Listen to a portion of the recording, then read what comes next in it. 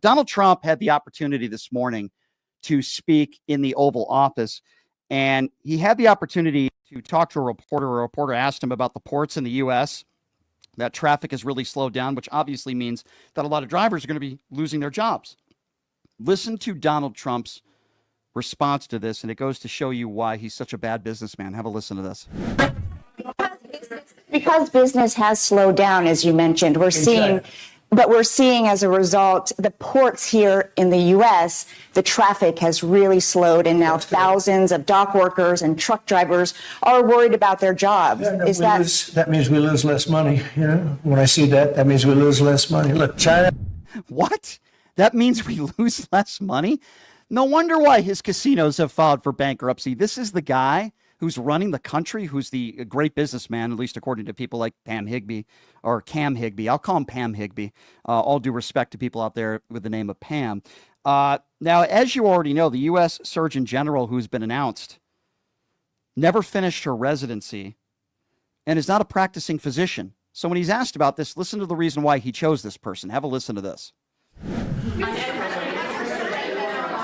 just announced a new nominee for the U.S. Surgeon General who never finished her residency and is not a practicing physician. So can you explain why you picked her to be America's top doctor? Because Bobby thought she was fantastic. She's she's a brilliant woman who went through Stanford, and as I understand it, she basically wanted to be an academic as opposed to a surgeon.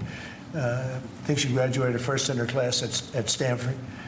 And Bobby really thought she was great. I don't know her. I listened to the recommendation of Bobby. I met her yesterday and once before. She's a very outstanding person, a great academic, actually. So I think she'll be great. Great academic that never finished her residency and has never been a practicing physician. But, let's listen to what Robert F. Kennedy Brainworm has to say. That makes sense to me. As you know, Ford and Mattel are saying that they'll raise prices.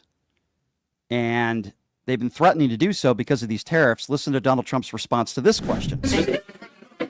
Ford and Mattel, with companies like Ford and Mattel recently saying they're going to raise prices on certain products, how long do you think the American public is going to be patient and wait for you? Well, I think they're saying that just to try and negotiate deals with me. They're not.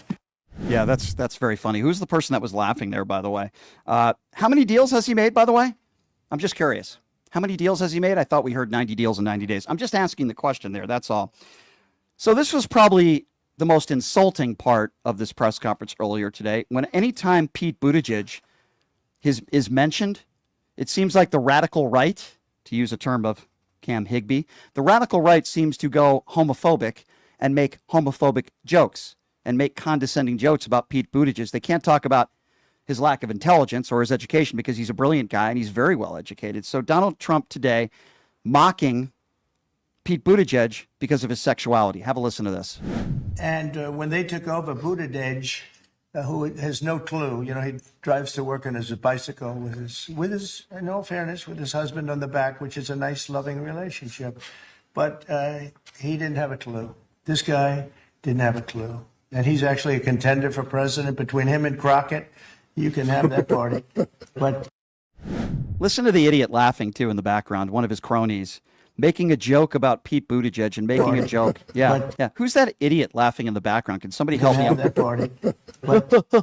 Sounds like the reporter, or lack thereof, journalist that I just had on. Good to see that Donald Trump is doing such a wonderful job, ladies and gentlemen. We can see why he's such a failure in life and a failure as a president of the United States.